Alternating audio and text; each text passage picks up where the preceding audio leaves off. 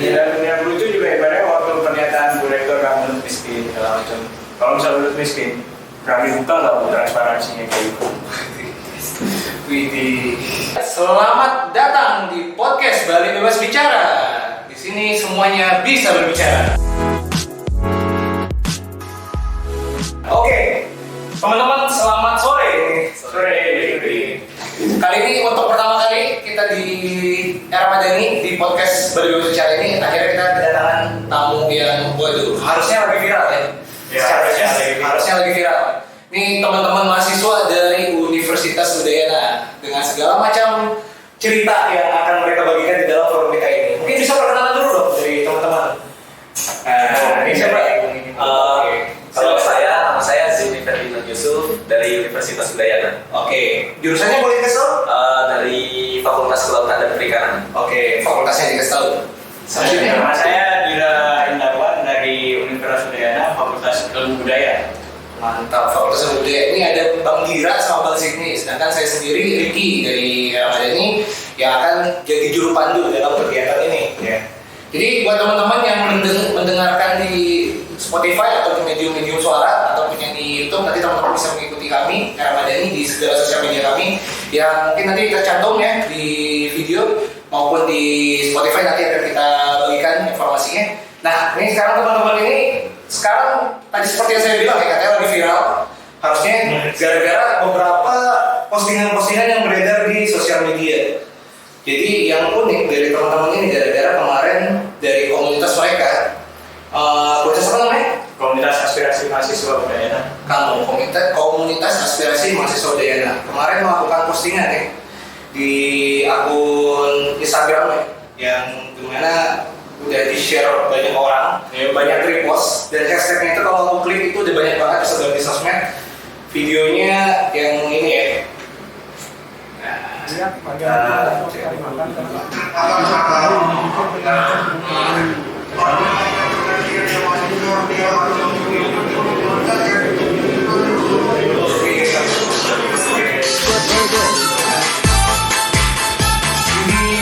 subtitle ini itu ada pagar tanda tanya, koma, itu karena nggak mampu menjelaskan Omong geremeng lah ya, kalau bahasa Jawa ya, geremeng. omong geremeng kayak jelas lah.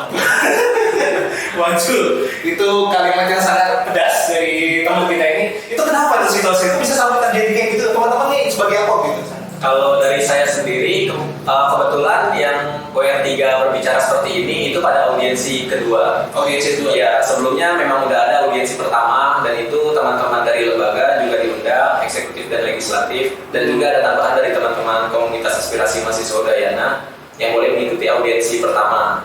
Nah, pada saat kejadian yang WR3 viral ini itu kebetulan ada di audiensi kedua. Di audiensi kedua ini sebenarnya yang diundang itu hanya presiden mahasiswa dan wakil presiden mahasiswanya aja. Oh, hasilnya eksekutifnya aja ya? Ya, eksekutifnya aja. Cuma di satu sisi dari Presma kita juga kalau dari pengalaman audiensi sebelumnya itu pasti ada perang psikologis di dalamnya. Ya, mungkin di situ logis guys. Salah satunya alasan Presma kita dan wakil Presma itu untuk mengajak lembaga-lembaga juga yang ada di setiap fakultas seperti itu. Jadi kebetulan saya sendiri kan lembaga di FKP legislatif, dan pada saat itu dari ketua eksekutifnya sendiri, ketua BEM saya yang mewakili pada saat audiensi kedua itu saya tidak ada di ruangan. Mas Dira, waktu itu? Kalau saya juga, kalau di audiensi kedua juga, kamu juga udah nggak boleh masuk ya. Komunitas aspirasi mahasiswa Udayana nggak boleh masuk. Jadi komunitas aspirasi, kawan-kawan dari komunitas aspirasi itu cuma di audiensi pertama dia bisa masuk, audiensi kedua, ketiga sampai selanjutnya nggak bisa. Malah yang paling nggak demokratis, paling nggak masuk akal itu komunitas audiensi ketiga. Gitu. Maka ini teman kita dia ketua BPM lah ya dari FKP-nya gitu. Diusir. Iya. Jadi Cuma cerita ya? kalau dari ceritanya kan seperti biasa ya, pada saat sebelum kita melakukan audiensi itu kita ada konsolidasi 13 fakultas. Karena di Udayana fakultasnya ada 13, jadi 13 fakultas disebutnya.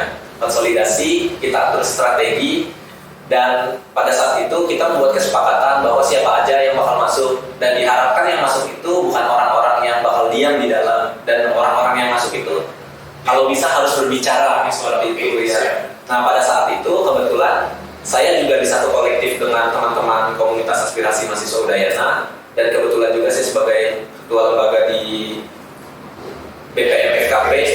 Nah pada saat itu saya mendapatkan slot untuk masuk ke dalam, karena yang diminta slotnya itu 18 orang dan saya termasuk di dalamnya. Berarti yang masuk itu 18 memang lembaga resmi eksekutif sama legislatif. Iya, resmi. Dan juga di situ pada saat itu sudah fix. Cuma kebetulan pas di audiensi ketiga ini yang saya diusir, itu komunitas aspirasi ini tidak boleh masuk karena tidak memiliki legal standing, tidak memiliki SK rektor seperti itu. Nah sudah disepakati pada H-1 sebelum audiensi itu saya mendapatkan kuota slot masuk dan juga ketua BEM saya. Tetapi pada saat di lapangan yang hadir dari lembaga eksekutif semua fakultas dan juga di tingkat universitas hadir, dan dari lembaga legislatif sendiri ada saya dan DPM-PM. Dari DPM universitas. Ya, universitas. Nah, tetapi pada saat kita menuju ke rektorat, pas kita cek suhu itu ada absennya ternyata. Kita kan memasuki nama 18 orang, sedangkan di list absen itu hanya 15 orang. Dan memang ya mereka disiapin semua ya. Disiapin dari rektorat berarti? Iya, disiapin. Jadi kalau dari kronologi awalnya kenapa bisa seperti itu? Pada saat tanggal 2 Juni pas kita ada aksi menyetop mobil rektor, itu satu hari setelahnya kita dipanggil dengan WR4 untuk ketemu, untuk memediasi antara kita dengan rektor supaya audiensi kita bisa diterima. Nah pada saat itu WR4 pun menyatakan bahwa BEM aja yang boleh berbicara dengan rektor. Di situ langsung saya tanya, apakah hanya eksekutif aja Pak? Kenapa legislatif tidak boleh seperti itu?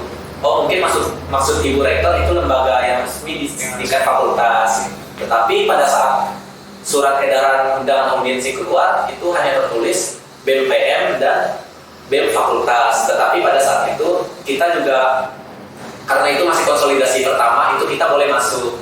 Pas konsolidasi audiensi pertama kita masih boleh masuk. Nah pas audiensi kedua, karena itu yang diundang hanya Presma dan Wakil Presma, kalau tidak salah itu tidak ada surat undangannya secara resmi, jadi hanya Wakil Presma yang dipanggil. Kontak panggil pribadi. Ya, kalau tidak salah. Nah pada saat audiensi ketiga tertulis juga BEM PM dan BEM fakultas seperti itu. Tapi kita ingin memaksakan bahwa kita harus masuk juga sebagai legislatif. Nah, tetapi pada saat kita balik lagi pas di pintu rektorat itu udah ada beberapa petugas keamanan yang menjaga. Pada saat itu yang lain teman-teman dari eksekutif udah mulai masuk satu persatu, tinggal saya dengan ketua DPM-PM. Itu legislatif juga di tingkat universitas. Pada saat kita mau masuk, kita ditanya namanya siapa. Saya sebut nama, kok nggak ada di absen. Oh iya, mau sampai namanya sendiri. Iya. Dan itu nih jelas benar-benar hanya lembaga resmi, terus mereka sudah data berarti ya? Iya. Toh juga pada saat sebelumnya, pada audiensi pertama itu kita dibolehin masuk, tapi kok audiensi ketiga kita tidak dibolehin masuk gitu. Padahal di situ juga sudah ada negosiasi dari ketua BPM dan wakilnya, serta dari ketua BEM Hukum saat ini itu. Di situ udah ada negosiasi bahwa ini harus masuk karena dia juga punya legal standing SK rektor di tingkat universitas. Tapi udah dinegosiasi juga, artinya udah ada obrolan, tetapi tetap tidak bisa. Di situ saya sangat kecewa. Kenapa? Saya juga sebagai lembaga, saya punya SK rektor, tapi saya tidak dibolehin masuk. Seperti itu. Maaf ya, saya aja malah ngangkat di luar ke pasti. Pas dia keluar itu saya ngangkat, sumpah. Ya, punya Tiga kan tuh, kirain ini orang dari mana? gimana mau kamunya yang masuk ya kan? Iya. Jadi buat teman-teman yang nggak tahu, kita tarik lagi timelinenya. Jadi teman-teman ini dari Kesatuan Aksi ini sebenarnya teman-teman yang tergerak semenjak pandemi ya. Semenjak pandemi ini mewabah dan akhirnya untuk itu mengeluarkan kebijakan kuliah di rumah ya. Kuliah online. Jarak jauh. Semenjak itu teman-teman ini akhirnya beraliansi. Jadi kamu ini aliansi isi data ya hitungannya. Kalau kamu ini ibaratnya kayak komunitas organik dari mahasiswa itu sendiri. Jadi ibaratnya kamu ini di luar, benar sih emang ada campur tangan lembaga, cuman benar-benar ngambil dari kita tahu ada beberapa lembaga intra yang memang kurang lah untuk mewadai teman-teman. Makanya itu ibaratnya kita di kampus ini biar akhirnya kita masuk ke akar rumput mahasiswa itu. Jadi istilahnya organik dari mahasiswa yang terbentuk secara insidental ya, karena ada insiden COVID yang memaksa untuk membuat kebijakan. Tapi ini emang kalau kamu yang ini emang lagi rame karena kebetulan isunya kayak ini bisa dirasakan bersama. Tapi kalau pembentukan kamu sendiri udah dari 2019 sudah ada. Oh, sebenarnya udah dari 2019. Sudah dari 2019 sudah ada, iya.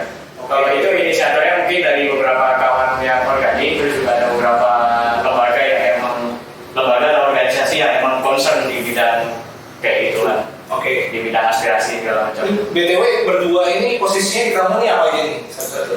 Kalau saya di kamu tidak ada posisi ya, karena di kamu sendiri itu ya Strukturnya gimana tuh? kita bisa dibilang duduk sama rata. Oke, itu sama Mungkin hanya ada koordinator aja. Siap, koordinator. Emang benar-benar komunitas, sejatinya komunitas seperti itu ya? Iya, Hanya di koordinator.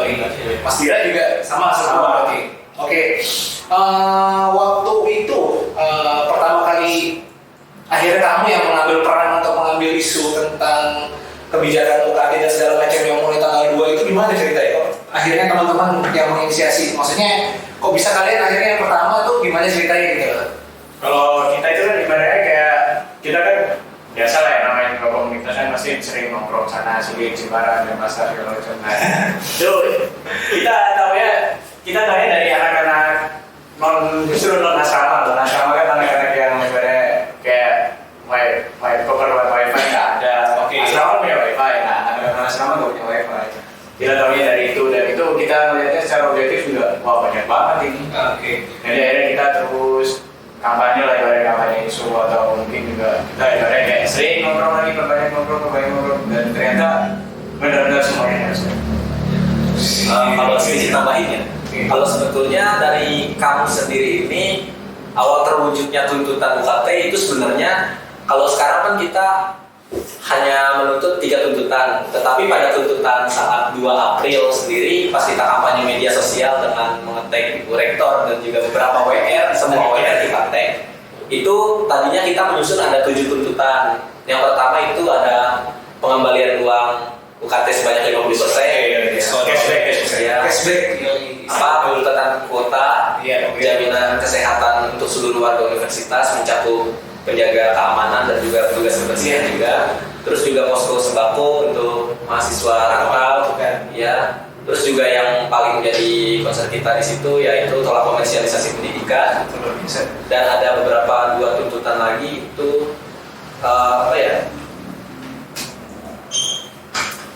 sama optimalisasi perkuliahan supaya ada SOP-nya seperti itu. Nah, pada saat ada 7 tuntutan, kita membangun diskusi konsolidasi dari 13 fakultas, kurang lebih di situ ada 2 grup karena di WA hanya mampu menampung 257 orang. Akhirnya kita bikin 2 grup di line. Nah, cuma dari 257 orang itu memang ada dari beberapa perwakilan organisasi juga dan juga beberapa teman-teman yang memang tidak membawa nama lembaga atau bisa dibilang hanya sebagai mahasiswa biasa dari setiap fakultas. Pada saat konsolidasi itu kita membicarakan bagaimana pandangan teman-teman tentang tuntutan yang kami bawakan ini. Kita meminta pandangannya, mungkin ada yang pro, ada yang kontra, dan yang kontra coba tolong dijelaskan kenapa supaya kita bisa bertukar pikiran. Nah, pada saat konsolidasi itu dari 7 tuntutan ada 1 tuntutan yang gugur yang tidak disetujui oleh mahasiswa, yaitu tuntutannya memberikan nilai minimal B. Oh iya, ada perbedaan juga kayak gini. Seperti itu. Jadi pada saat kita konsolidasi pertama, oh ternyata mahasiswa di konsolidasi ini tidak sepakat nih dengan 1 tuntutan yang ini. Akhirnya kita rombak ulang dan akhirnya kita bawakan tuntutan itu hanya 6 yang tadi. Oke, hanya 6 yang tersebut. Jadi kalau saya mungkin melihat dari ya ini buat teman-teman yang mungkin belum tahu, ya ini ibaratnya saya ini mau wawancara kawan-kawan di sini sebagai mahasiswa terdampak ya, karena sebenarnya saya masih terdaftar di UNED ya. Cuman kalau saya lihat dari garis timeline berarti ini kayak sebenarnya berbagai polemik-polemik atau masalah yang memang sudah menjadi sudah ada dari lama dan akhirnya ya COVID ini menjadi salah satu dentuman awal ya, awal yang membuat akhirnya gerakan kalian atau yang teman-teman lakukan ini diterima oleh ya banyak ya secara komunal maksudnya untuk saat ini. Karena kita lihat dari dulu memang mungkin sudah banyak sekali dari berbagai macam aktivitas yang melaksanakan gerakan-gerakan demikian. Namun belum ada yang kita apresiasi mempersatukan seperti ini ya. Mungkin Mas Dira yang lebih berpengalaman lebih tahu ini senior kita ini. Jadi akhirnya Saya mesti aditikannya Pak Riki. kita nggak usah diungkap ya. Jadi itu maksudnya dari pandangan Mas Dira sendiri ya, yang udah merasakan beberapa periode dari kuliah di Universitas Udayana, maksudnya merasakan bagaimana gerakan-gerakan yang dibangun dari pandangan Mas Dira sendiri. Apa bedanya sih yang gerakan kali ini dengan yang sebelum-sebelumnya sudah dilakukan? Kalau emang gerakan ini kan selain mungkin juga momennya pas kan kata ada dentuman COVID itu bisa dirasain secara objektif juga. Terus kalau misal ini emang benar-benar selain dirasain objektif juga akhirnya benar-benar semuanya bisa bersatu gitu. Kalau kayak dulu-dulu kan ibaratnya kita masih terlalu gimana ya, masih terlalu idealis lah dalam membawa gerakan itu. Bukan realis. Kalau ini kita kan realis. Kalau yang sekarang, kalau yang dulu-dulu masih idealis gitu. Kayak kalau SPI mungkin juga masih benar ya.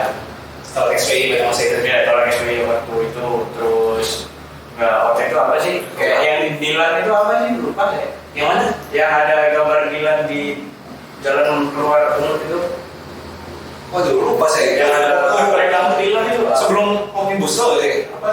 Wah, udah lama itu sebelumnya lagi. gitu. Sebelumnya lagi. Yang 2019 mungkin yang coba Bukan. Pokoknya itu udah lama.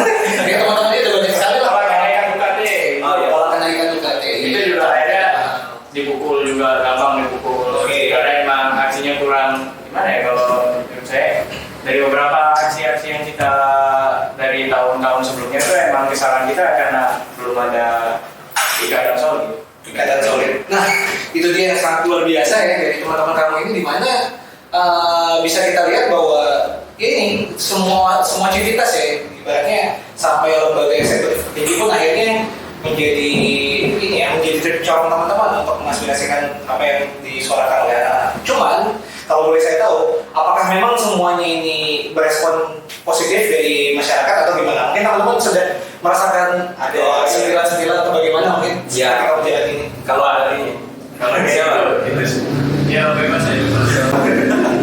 Gimana ada yang ini ya, baru. Kalau dari saya kan kebetulan memang saya memiliki satu legal standing di BPM Fakultas ya. Belum ceritain. Abang ini sebagai, Mas ini sebagai. Oh iya. Sebenarnya saya tidak suka bawa jabatan. Oke. Ya, mau kita emang mengungkap ya. Cuma Pak boleh buat. Karena tidak langsung jadi beliau ini adalah. Kebetulan saya ketua lembaga BPM FKP gitu. Oke, Fakultas Kelautan Perikanan bisa berbangga ya. Salah satu pejabat kampus ini sedang menjadi pejuang. Enggak biasa itu. Kalau jadi terkenal di kampus ini. Enggak biasa.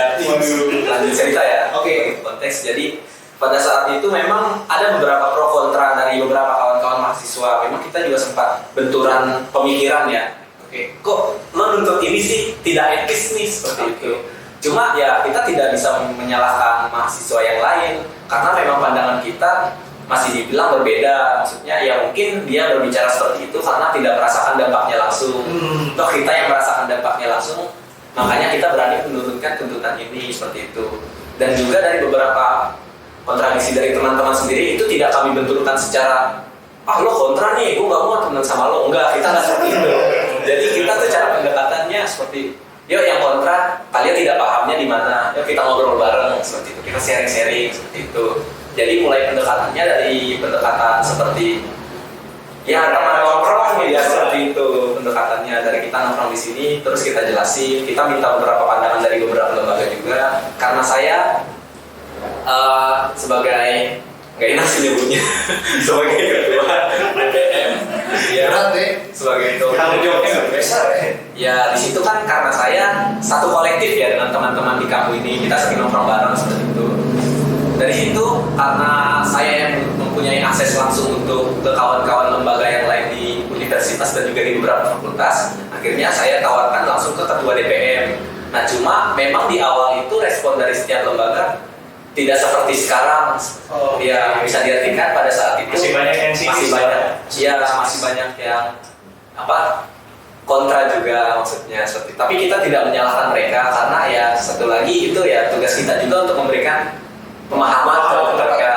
Tidak boleh kita benturin seperti itu. Jadi mulai pendekatannya pertama saya membicarakan ini ke ketua DPM. Ini kan ada isu ini loh, gimana kak pandangannya, minta pendapat dong, seperti itu kita ngobrol. Itu langsung ke ketua apa ke komisi? Ke ketua ya. Oh, langsung. Okay. Saya chat secara personal kan, tolong dong kak ini didiskusikan di internal kakak gimana pandangan dari DPM. Dan juga saya membicarakan dengan delegasi saya dari FKP untuk ke DPM, saya bicarakan, akhirnya saya diajak ketemu untuk ngobrol bareng. Dan akhirnya di situ memang tidak secara instan ya terbangun kesadaran dari setiap lembaga, memang ada beberapa proses yang dilalui. Cuma dari proses itu dari DPM menanggap positif, maksudnya oh mereka sudah mulai tersadar seperti itu. Nah langsung dari situ kita sempat beberapa diskusi juga dengan Presma Udayana, Presiden mahasiswa, dan kita bicarakan ini loh masalahnya seperti ini, kita jelaskan, ngobrol, sharing-sharing bareng, berbagi pandangan, cerita seperti itu. Nah pada saat itu terjadilah konsolidasi 13 fakultas yang saya bilang, itu untuk pertama kalinya. Itu di mana tuh? Webex. Pertama Webex. Seperti itu. Jadi pada saat konsolidasi itu memang pada saat itu kan kebetulan isu yang dibawa oleh teman-teman DPM tentang wisuda mahasiswa tingkat akhir. Pada saat itu ya wacana online. Terus pada saat pembahasan itu selesai, saya langsung masuk. Saya tawarkan ini loh ada isu seperti ini. Gimana pandangan Jadi awalnya pembicaraan tentang wisuda online ini ya? Kurang lebih seperti itu. Oke. Nah, berarti momentum iya. kalian juga pas banget kayak situ. Mungkin di BPM sendiri sudah melakukan beberapa kajian, makanya saya tawarkan di situ. Mungkin dari kawan-kawan lembaga sudah ada yang membuat kajian tentang isu ini atau belum. Kalau belum, yuk kita buat sama-sama gitu. Saya langsung tawarkan mentahnya, saya susun dengan kawan-kawan juga, susun kajian mentah. Saya kirimkan ini kajian mentahnya, draftnya seperti itu. Mungkin kita bisa berbagi pikiran di situ kan, berbagi pandangan. Oh pada saat itu ya alhamdulillah respon teman-teman pun positif menanggapinya. Cuma yang menjadi permasalahan karena kita melalui konsolidasinya itu di Webex, jadi tidak terlalu efektif seperti itu. Jadi akhirnya pada saat susah ya. Ada delay. Ya, cuma ya setelah beberapa proses yang terjadi dilalui di universitas sendiri, akhirnya kita sepakat untuk konsolidasi secara langsung 13 fakultas, eksekutif dan legislatif. Tapi tidak pernah protokol ya kesehatan tetap ya. Sebut masker ya. Nah, cuma di sana kan juga teman-teman karena bukan di sini saya berbicara bukan karena ada ego gerakan ya, maksudnya ini tetap gerakan kita bersama. Tidak boleh diakui siapa yang memulai lebih dahulu, siapa yang mulai lebih lama, itu tidak boleh ya. Kita memandang ini kasus kita bersama, jadi yuk bergerak bersama seperti itu. Pada saat itu teman-teman dari kamu kebetulan diundang di konsolidasi itu karena atas nama lembaga kamu nih ya? Iya, atas nama komunitas. Karena memang dari segi perspektif pemahaman, ya memang kamu ini kalau bisa dibilang kajiannya lebih dahulu terbentuk kajiannya. Ya kita bahas tentang kajiannya di situ, gimana pandangan kawan-kawan. Akhirnya di situ kita sepakat untuk membuat aliansi lembaga. Itu kurang lebih 1 bulan yang lalu. Oke. Satu budaya. Satu budaya. Gerakan satu budaya itu. Iya, satu budaya. Sepakatnya aliansi 13 fakultas. Iya. Lembaga. Dan kamu ada di dalamnya. Mungkin dari kawan-kawan lembaga yang memiliki legal standing, dari kamu tidak memiliki ya, tapi kan kita satu Udayana. Kita wadahnya jelas. Wadahnya jelas. Itu makanya yang saya tekankan di sini bukan permasalahan siapa yang memulai lebih dahulu ya, cuma yuk kita hilangkan ego gerakan kita seperti itu. Secara memandang ini yang mulai lebih dulu, tapi yuk kita gerak sama-sama buat ke depannya seperti itu. Karena memang orientasi dari gerakan kita kan bukan eksistensi, bukan segala macam ya. Yang penting orientasi dari gerakan kita ya yang menang itu sendiri. Iya. Menang luar biasa. Itu argumen yang sangat luar biasa dari teman-teman. Dimana saat ini ego untuk menamakan atau warna itu sudah menjadi hal yang tidak perlu diutarakan secara maksimal, tapi lebih pada apa yang diperjuangkan. Jadi terkait dengan apa yang diperjuangkan, berarti terakhir itu teman-teman setelah yang di video tadi ya, itu di audiensi ke berapa tadi? 3. Yang WRD Ya, oke. Nah, itu yang audiensi kedua. Lalu akhirnya kemarin berlanjut lagi ada pertemuan lagi di rektorat juga. rektorat. Nah itu yang itu kayak belum terungkap banyak tuh tentang hasil dan lain-lainnya. Oh, kalau saya boleh cerita ya dari awal pintu masuk itu, ya yang saya bilang tadi, yang saya Terusir, jadi terusir. terusir dan juga saya tidak tahu ya kenapa di audiensi pertama itu rektorat mengundang wakil dekan 3 kita untuk saling Wakil dekan semua ini Ya, semua semua wakil audiensi dekan juga. pertama. Jadi tiap lembaga intra itu didampingi sama wakil dekan. ya mungkin ya kita perang psikologis juga di sana, jadi kita berani kan nih ngomong, pasti ada tekanan yang besar juga di dalamnya. Nah cuma pas audiensi ketiga ini bukan WD 3 lagi ya, tapi langsung dekannya. Jadi ini kronologinya itu dia rektor itu ngasih surat edaran buat ke dekan itu untuk menanggapi audiensi mahasiswa, maka diharapkan seluruh dekan hadir tanpa perwakilan itu di pol. Iya. Di pol dan kapital semua. Itu suratnya beredar sebelum kalian audiensi. Iya. Di hari yang sama berarti. Hari kira-kira Hari sebelumnya. Iya, sebelumnya. Hari sebelumnya. Ternyata mereka pula setelah pembicaraan itu diundang juga untuk di hari besoknya gitu. Ya, tapi yang unik ya di sini. Setelah pernyataan WR3 viral, untuk yang audiensi kedua, nah pas di audiensi ketiganya kebebasan kita makin dikikis nih di sini. Dalam hal kita tidak boleh merekam, tidak boleh seperti ini. Gitu. Makanya iya, makanya pas saat orasi itu kenapa menyebutkan bahwa rektorat tidak demokratis saat ini, kebebasan kita makin dikikis seperti itu. Oh ya, jadi ibaratnya dulu semenjak audiensi 1, 2 maupun 3 kita emang usahain buat live Instagram. Di audiensi, baik itu di Instagramnya BPM maupun Instagramnya komunitas aspirasi sendiri maupun juga live Instagramnya organisasi-organisasi lain yang emang concern lah ya, yang partisipasi juga di kamu atau di audiensi itu sendiri. Nah, dari audiensi 1, oke, kita udah masih bisa live, audiensi 2 masih bisa live, dan itu makanya kita ada beberapa orang yang memang nggak potong lah karena emang omongan yang bener itu.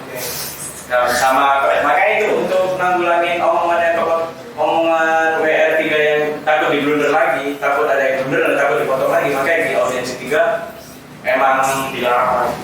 Jadi bahkan waktu saya di luar dan saya ngobrol sama teman-teman itu, mereka pada bingung sebenarnya ini jadi live atau enggak.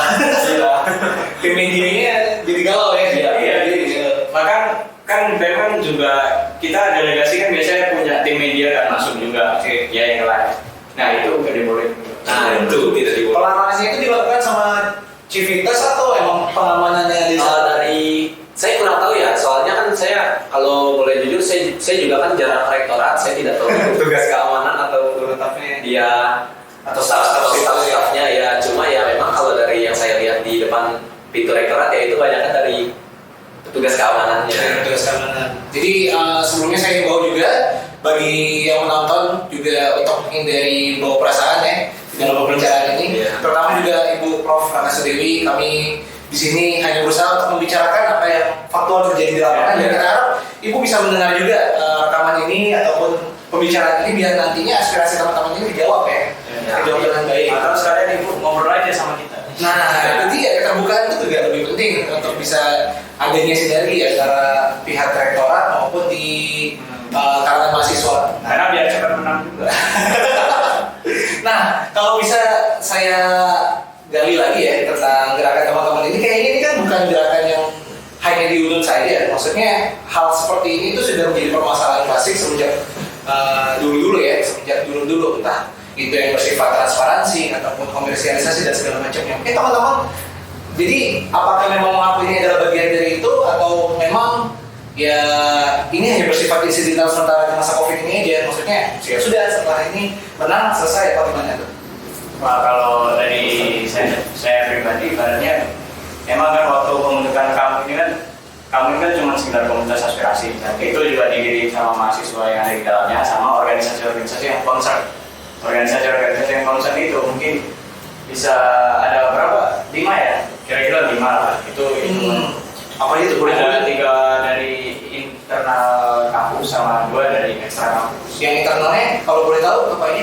Internalnya mungkin ada LPM Kanaka, dari Fakultas Budaya, PS Lini Masa, Oh iya. PS Lini Masa Fisik, Lini Masa Fisik sama ini BPMFAP. Oke.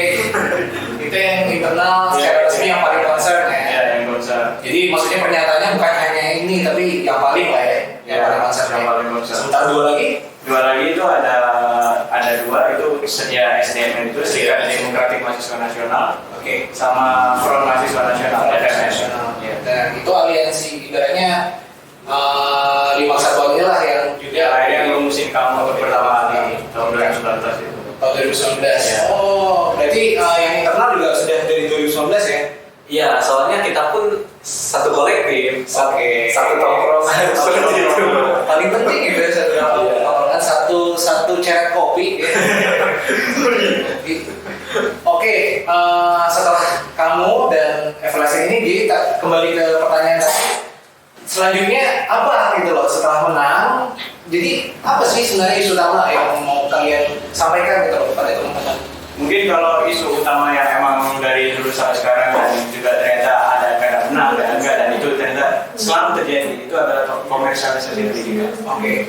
Jadi tetap walaupun akhirnya alhamdulillah kalau misalnya kita bisa menang di isu ini kita tetap akan berjuang penolakan terhadap komersialisasi pendidikan itu sendiri. Luar biasa. Ini teman-teman para pemegang mandat dari aplikator UUD 45 pasal 31 ya. Pendidikan dari semua Rakyat. dari semua rakyat. Ini yang luar biasa dari teman-teman di sini ya. Hal utama yang ingin disampaikan adalah bagaimana pendidikan itu bisa diterima oleh seluruh masyarakat, seluruh umat ya di Indonesia secara teknis wabil khusus ya atau khususnya di Bali ya. Sehingga teman-teman dari UDN ini ya kita harap menjadi inisiator yang juga bisa diterima oleh teman-teman semuanya, para pendengar dan juga para mahasiswa dan juga para siswa yang ada di seluruh Indonesia ya, untuk mendebatkan tentang luar biasa. Sama sudah nambahin juga ibaratnya kenapa ibaratnya kita di UNUD ini benar-benar blunder banget ya kebijakan di UNUD ini karena emang statuta UNUD di Komunitas Saintifik dia masih berstatus badan layanan umum yang tujuannya juga ya emang dia bukan cari profit bukan apa tapi emang benar-benar sebagai layanan umum. Makanya itu ibaratnya kayak kalau misal akhirnya dia ngeluarin kebijakan kayak yang sama sekali nggak berpihak sama mahasiswa yang mungkin entah itu UKT dinaikin atau mungkin juga dia ngasih SPI, mungkin juga ketika ada kuliah online tapi mahasiswa nggak dikasih pasti juga apa itu kan sama aja kayak dia membiarkan mahasiswanya dia nggak ada melakukan pelayanan umum ya sebagaimana yang dimandatkan oleh universitas itu. Padahal anggarannya ada. Itu dia. Padahal anggarannya. Iya, bayangkan aja. Jadi kan waktu kuliah online ya kita nggak masuk. Yang pakai listrik siapa? Oke. Yang memakai air siapa? Yang pakai mungkin kalau ada sewa lahan parkir atau pakai wifi siapa? Nggak ada kan? Makanya itu juga ibaratnya masuk akal lah gerakan kita juga realis lah ya kalau misal kita minta kuota kita sementara kita udah bayar UKT apalagi yang anak-anak mandiri dibayar SPI juga ya. Nah, tetapi kalau yang perlu digarisbawahi sebenarnya kalau dari tuntutan awal 6 tuntutan itu sebenarnya memang ada yang sudah terrealisasikan beberapa seperti apa UKT ya, bukan apa BLT. Bantuan langsungnya udah ya, tapi hanya beberapa aja tidak semua. Belum semua nih sama Ya, tidak Kalau maksimal. BLT itu kalau kebijakan UNUD sendiri itu masih ada anak-anak asrama, anak-anak asrama sama UKT 1 dengan nominal 200.000. Aslinya kalau nggak salah di sosial media 500 kan kalau nggak salah. Kalau dari beberapa hasil investigasi itu ada dari pers dia pers lini masa kalau tidak salah ya dia lini masa ya dia di situ investigasi bahwa katanya yang dijanjikan itu sebesar 500.000 itu hanya dari chat. Iya, di chat belum ada de facto-nya ya. Iya, Tadi itu juga sebenarnya yang ngomong 500.000 kan bayar dua kan. Tapi ternyata mereka ya maaf ya les lagi. Akhirnya kalau misalnya 200.000 itu dari rektor langsung. Dari rektor langsung. katanya itu baru hanya apa perkiraan aja Ya, ini namanya ya karena apa penyebutan nominal 500.000 itu beberapa hari sebelum rapi Oh ya, ini obrolan tongkrongan mereka juga nih 200 nih. Baru diputuskan 500 lo berapa? 200.000 tuh ditetapkan. Tapi 200.000 itu emang sudah jelas ada di waktunya ya. Ya, sudah jelas. Kalau untuk jumlah penerima untuk mahasiswa asrama itu sekitar 82 orang. Itu data dari penerima itu yang melakukan dari pihak rektorat langsung apa dari ada yang dari mahasiswa? Dari mahasiswa sendiri. Dari BEM. Iya, kebetulan kan di kolektif kita juga ada beberapa anak asrama. Jadi mereka yang langsung itu Jadi sebenarnya dilemparinnya ke koordinator asrama. Iya. Oh iya. Baik itu mahasiswanya sendiri maupun juga mungkin ibu asrama. Kita yang ya itu. pengurus asrama. Oke, itu data itu yang baru kemudian diberikan kepada rektorat. Ya. Iya.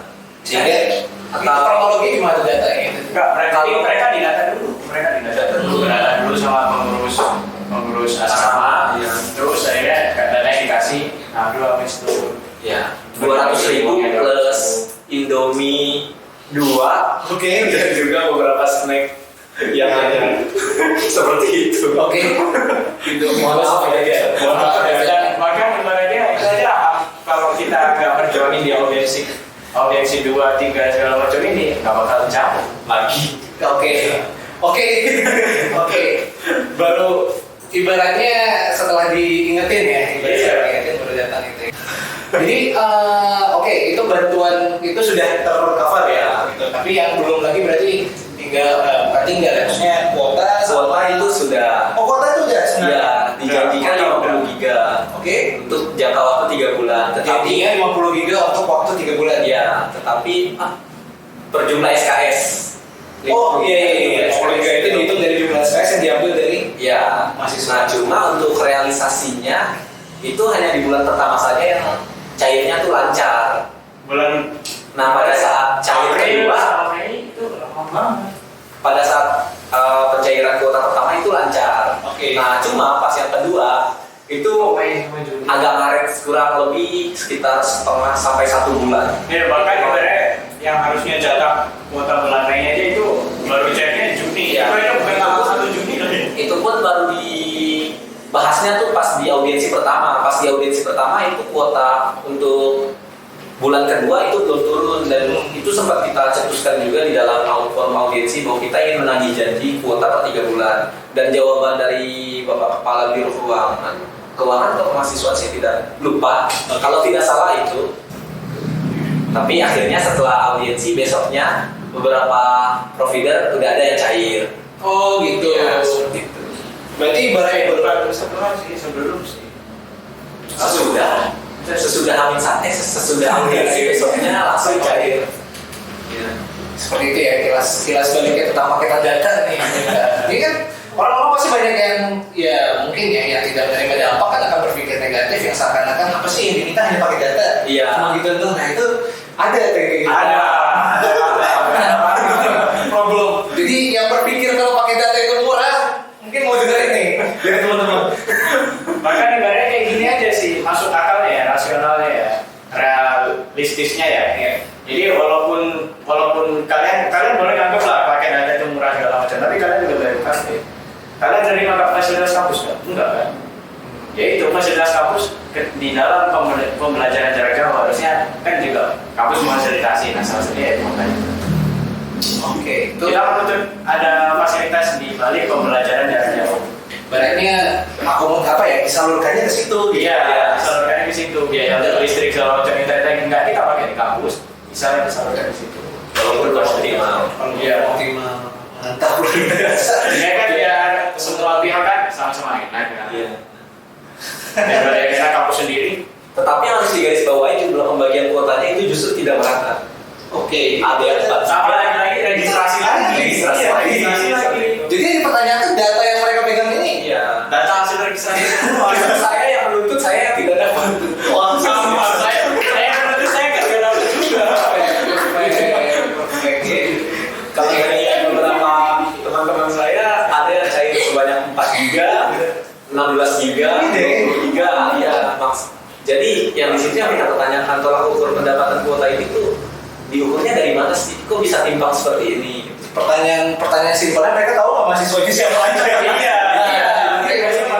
Tahu nggak sih maksudnya siapa? Kenapa untuk daftar registrasi seperti prosesnya agak sedikit ribet ya, harus registrasi dan sementara Harus registrasi dulu, padahal harusnya kan mereka yang punya data, maksudnya mereka paham ini. luar biasa untuk kebutuhan untuk pembagian kuota. Oke, terus tuntutan kalian untuk diskon dan penggratisan UKT berujung pada penundaan. Nah itu gimana? Kan akhirnya iya, ditunda ya keputusan. kalau dari keputusan rektor pada saat terapin itu kan di MRPTN sudah ada beberapa rekomendasi Majelis majelis rektor perguruan tinggi negeri se-Indonesia. Nah, cuma rektor ini ingin mengoptimalkan penundaan dan juga posko UKT, di mana pada saat situasi seperti ini tuh memang tidak relevan lah untuk kita. Posko UKT tanpa ada COVID pun itu memang sudah ada program tahunan, sudah dan sifatnya dia turun permanen seperti itu. Misal dari UKT 5 saya ngajuin posko UKT misalnya keterima dari UKT 4 sampai UKT 2. Nah itu saya sifatnya permanen sampai akhir perkuliahan pun saya tetap ada di UKT 2. Tetapi yang kita minta di sini sebenarnya untuk pemotongan sementara seperti itu, tidak bersifat permanen. Karena kita juga tahu bahwa kalau kita meminta tuntutan permanen melalui posko UKT dan semuanya harus terrealisasi, ya anggaran unit pun pasti akan bergejolak. Iya. Ini ya permakzulan di masa resesi. Iya, di masa resesi di mana saat ini kestabilan ekonomi sedang goyah ya. Jadi ya harusnya itu yaitu berupa penurunan jumlah berupa diskon ya. Iya, diskon 50%. Dalam yang berformat pengajuan berarti kalau kita ajukan bagaimana? Kalau dari tuntutan tuntutan awal kita inginnya pukul rata, karena dari hasil kuesioner sendiri yang sudah kita lakukan itu kurang lebih 90% benar-benar terdampak dan mengalami penurunan pendapatan dari range 26%, 50%, dan 51% hingga 75%. Jadi kenapa kita ambil 50? Ya itu kita lihat titik tengahnya, mediannya seperti itu. Karena memang semuanya terpukul rata, terdampak seperti itu. Kalau boleh saya sentil dikit, pengisi kuesioner itu jumlahnya sama nggak dengan yang bergeraknya sekarang? Kalau isi kuesioner, saya kebetulan saya juga mengisi kuesioner di fakultas saya dan juga kita beracuan dengan kuesioner yang diajukan oleh BPM sendiri. Kalau dari BPM jumlah kuesionernya itu sekitar 1.335 mahasiswa. Kalau dari fakultas saya itu sekitar 200 orang dari 600 sekian. Nah, maksudnya di situ kan dipertanyakan juga apakah kuesioner ini udah dapat mewakili. Itu juga kalau kita ajukan di beberapa fakultas ya hasilnya juga cukup representatif, tidak bakal jauh berbeda. Karena ini sudah bisa dibilang ya terwakilkan seperti itu. Pas saya ambil kuesioner, pas saya ambil kuesioner setelah BPM sendiri pun memang hasilnya sama dengan BPM 90% itu mengalami penurunan. Iya. Harus itu sudah menjadi alasan yang cukup tepat bagi rektorat ya ibaratnya dalam aktivitas untuk mengambil kebijakan ini. Dan teman-teman juga ternyata saya lihat dari sosial media sudah mensurvei banyak sekali tentang ibaratnya pendapatan kampus dan hal-hal yang bersifat perputaran uang di sana. Nah itu luar biasa nih teman-teman, kajian risetnya ini paling canggih kayaknya kita lihat. Itu gimana dari risetnya bisa mungkin iya, ini kan ibaratnya kalian bisa menghitung pendapatannya UNUT itu kan sedang menghitung pendapatan negara yang bukan pajak gitu, berarti kan? Ya itu, gimana kajiannya teman-teman? Kalau kita sih emang ibaratnya kita pegangnya dari acuan anggaran tahun berapa ya? Pokoknya masih 2017, masih sebelum rektor Bu Raka sudah ini, masih rektor yang cowok itu saya lupa. 2018. Oke ya, bukan Bu Raka kan dari 2018. Iya, 2018 sudah menjabat. Dari sebelumnya sudah kalian kaji? Iya, sebelumnya udah kita kaji dan bukan kita kaji sih, barangnya kita juga minta data. Makanya mungkin dulu ada kawan kita juga yang tes kampus itu yang mereka masuk minta data keuangannya kayak gimana. Benar sih awalnya juga sempat ditentang atau mungkin juga sempat ditolak juga. Sempat ada polemik juga ya, sempat ada polemik juga waktu masuk itu. Maka akhirnya karena yang kita lawan cuman orang biasa, staf biasa ya udah tetap dikasih di foto udah gini atau gimana gitu. Dan akhirnya dari sana lah kita akhirnya paham skemanya kayak gini gimana, alur kayak gimana. Karena selama ini kan di Universitas Udayana sendiri nggak pernah ada transparansi. Ada, tetapi pada saat 2017 ke bawah 18-19 ini belum. Wah, ada ya seperti itu ya. Maksudnya baru diputus aliran transparansi, publikasi dari transparansi itu per tahun 2017 ke atas. Iya. 2018. Setelah SPI ada. Oh gitu, ya semenjak SPI itu semua hal yang bersifat transparansi. Ya, padahal ketika publikasinya. Ya, padahal kan dijamin oleh undang-undang sendiri bahwa kampus itu harus memenuhi asas akuntabilitas, transparansi dan juga nirlaba. Oke. Ya. Jadi Itu terjadi di UNED saja atau menurut survei teman-teman? kalau dari universitas lain mungkin iya ya, saya juga kurang tahu sih, tapi Ada ya. yang lain tetap ada. Iya. Itu ada unik juga semenjak SPI dulu atau berarti? Dan yang lucu juga ibaratnya waktu pernyataan Bu Rektor kamu miskin segala macam. Kalau misalnya miskin, kami buka nggak bu transparansinya kayak gitu. Widih, luar biasa. Luar biasa. Ini kalau kesah ya, Ibu Rektor kita yang terhormat. Ini inilah yang sekarang menjadi polemik di masyarakat, di mana hal-hal yang bersifat pribadi ya, video pribadi itu menjadi bahan yang dibuka umum, sementara hal yang harusnya terbuka itu disembunyikan di masa sekarang ini. Mungkin ya kalau dari perspektif saya ya, Oke. subjektif aja sih ini hanya untuk mengira-ngira. Mungkin pemandangan beliau, orang-orang beliau ini yang sudah S3, S2, sedangkan kita S1 pun belum gitu. Dan dari saya pribadi, saya mahasiswa FKP, apa saya tidak boleh belajar tentang ekonomi? Seperti itu. Jadi logikanya seperti itu aja. Ini masyarakat mahasiswa FIB, apa dia tidak boleh belajar tentang hukum? Nah seperti itu, jadi ya kan ilmu bisa kita dapatkan di mana aja. Justru pembelajaran yang kita dapatkan itu hanya 20% yang hanya ada di kelas. Sisanya kita harus keluar dari zona nyaman. Yaitu kita cari sendiri di luar kelas. Belajar dari tongkrongan. Ya, belajar dari tongkrongan. Setahu saya memang standar S1 itu harus tahu sedikit tentang banyak hal ya. Iya. Sedikit tentang banyak hal. Tapi luar biasa. S3 concern. Kalau S3 baru ke konsep ke dalam dari ilmunya itu luar biasa dari teman-teman ini ya, mengucapkan banyak sekali quote-quote yang bisa kita jadikan kutipan untuk di media ya nanti. Dari teman-teman dari apa namanya dari kamu ini. Jadi kalau kita lihat nih, berarti sampai sekarang ini sudah melakukan audiensi keempat ya, yang kemarin terakhir. Masih ketiga. Audiensi ketiga. Dan sekarang ibaratnya kita mau perjuangin keempat. Nah sekarang mau perjuangin yang keempat nih, apa aja sekarang langkah-langkah yang sedang teman-teman lakukan nih Kalau dengan di informasi ya, mungkin di rektorat sekarang ini kalau teman-teman mahasiswa ke sana sudah banyak sekali panggung-panggung aksi dari tahun-tahun ya. Ada apa aja di rektorat sekarang? Ada dapur umum, bilik baca, perpustakaan jalan bebas, dan juga taman bermain.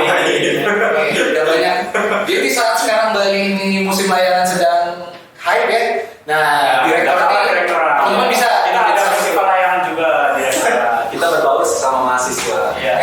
Ayo kita buktikan bahwa memang objektifnya mahasiswa di Udayana ini memang seperti ini. Kita sedang kesusahan semua. Oke. Fasilitas kampus untuk mahasiswa. Iya, setuju. Fasilitas kampus untuk mahasiswa. Oke, nah sekarang ini langkahnya apa nih? Selain apa namanya panggung yang teman-teman dirikan di rektorat. Kalau langkah untuk yang mana? Untuk ini kan sekarang mau audiensi yang keempat ya. Iya. Terus sekarang nih ibaratnya sekarang teman-teman sudah di tahap apa? Terus apa yang sekarang mau diperjuangkan lagi Iya. untuk di audiensi keempat? Kalau untuk yang diperjuangkan tentu dari 3 tuntutan, alhamdulillah dua sudah terwujud. Oke. Hanya sisa 1 nih yang masih sekiranya nih masih Yang ketat banget kan. Cuma kalau ya, kalau untuk strategi ya kita memang nanti dalam jangka waktu ke depan pasti kita ada konsolidasi 13 fakultas lagi, dan konsol yang berikutnya ini bakal sudah terhitung sekitar 7 sampai 8 konsolidasi secara langsung. Jadi kita memang kalau bisa dibilang pergerakan kita memang konsisten, karena kan kalau kebanyakan pergerakan itu dia ada satu isu, sudah audiensi, sudah demo, redup, tidak kelihatan lagi. Mungkin ada yang beberapa seperti itu, tetapi dalam gerakan kita ini ya alhamdulillah kita memang konsisten di situ, dan kita tetap memperjuangkan sampai tuntutan ini menang. Karena yang kita bela di sini pun bukan tentang saya, bukan tentang Mira, tetapi tanggung jawab yang saya pegang sebagai ketua lembaga, aspirasi mahasiswa yang saya bawa, dan tentang 27.000 mahasiswa yang ada di Udayana sendiri. Makanya kita sangat memohon untuk Ibu Rektor untuk UKT kita. Luar biasa teman-temannya. Buruh tani mahasiswa rakyat mesin kota bersatu padu merebut demokrasi ya. Luar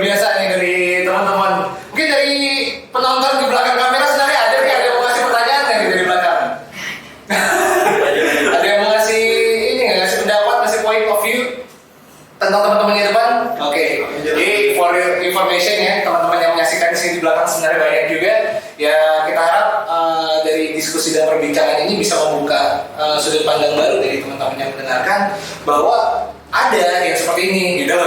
Nggak menganggap bahwa menjadi mahasiswa di Bali hanya sekedar menjadi orang yang datang ke kampus untuk belajar, tapi juga mengalami ibaratnya ini sistem belajar juga gitu. Belajar dalam sosial, belajar dalam kehidupan organisasi segala macam ya. Itu di sini tempatnya gitu loh, untuk mengabadikan bagaimana suasana kampus yang sebenarnya adalah memiliki banyak sekali aktivitas-aktivitas di luar dari kegiatan akademik. Ini tuh dari apa ya, pandangan dari saya sendiri.